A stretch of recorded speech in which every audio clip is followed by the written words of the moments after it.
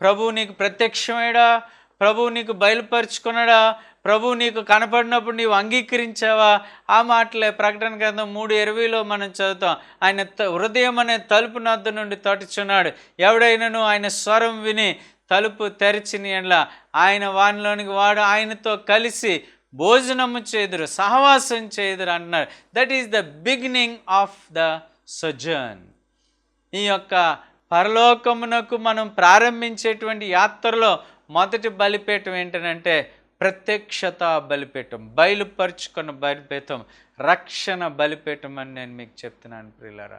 ఇంకా ఎవరైనా రక్షణ లేకుండా అబ్బో యేసుబాబు అంటే మాకు ఇష్టం అండి, అబ్బో మేము ప్రార్థనకి వెళ్తామండి, అబ్బో మేము పాటలు పాడతామండి, అబ్బో మేము ప్రార్థన పెట్టించుకుంటామండి, అబ్బో మేము అది చేస్తామండి, ఇది చేస్తామండి, మేము కానుకిస్తామండి అంటున్నారేమో. కానీ ఈ సమయమున దేవుడు నిన్ను అడుగుతుంది ఏంటనంటే, నీకు దేవుడు బయలుపరుచుకున్నప్పుడు నీవు రక్షణను బలిపీఠం కట్టావా?